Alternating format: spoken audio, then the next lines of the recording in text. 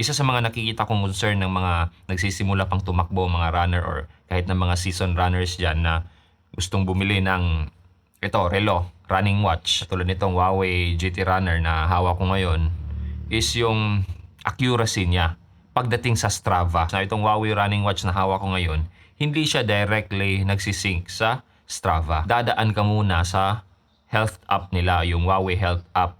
Tapos, ang health app na yon, i-authorize mo yung Strava para mag-sync. So, bale, dadaan pa siya doon sa health app ng Huawei. So, ang nangyayari, meron silang pagkakaiba. Meters lang naman, saka seconds, depende na lang sa araw. Actually, merong mga panahon na napakalapit lang naman ng difference or gap nila. Now, ang tanong ng iba dyan is, accurate ba daw? Well, kung ako lang yung tatanungin nyo, ginawa ko talagang mag-test. Bale, itong Huawei GT Runner ko, saka yung Strava app ko sa aking cellphone.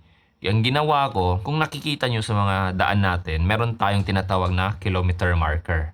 Yung kilometer marker para yung mga semento na dilaw yung kulay, tapos may mga numero dyan. Bawat isa dyan, yung gap nila is 1 kilometer.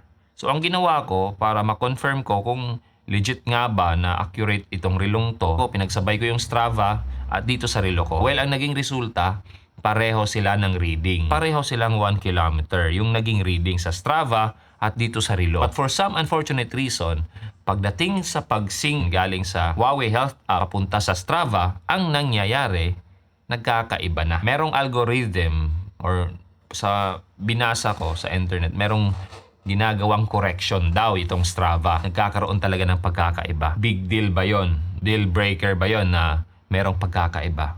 Well, kung ako yung tatanungin, hindi. Kasi yung Strava naman, actually yung pinakagamit or pinaka main reason kung bakit gumagamit ako ng Strava is not para makita ko yung progress ko, kasi gumagamit na ako ng Huawei Health app.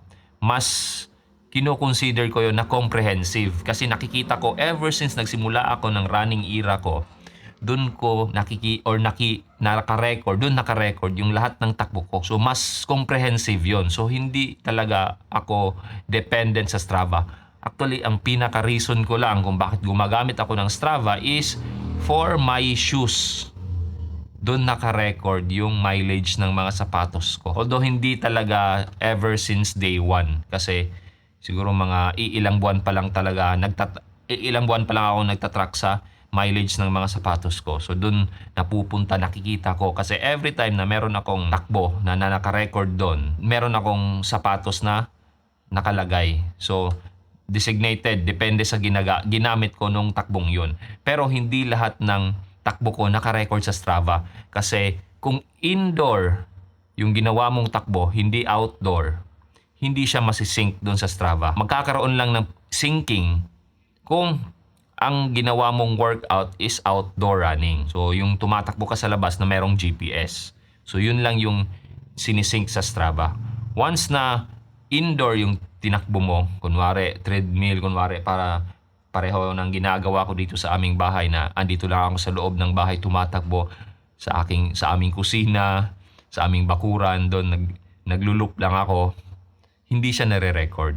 So, hindi talaga comprehensive yung nagagawang recording ng Strava ko. Kasi nga, hindi lahat ng run ko nare-record doon.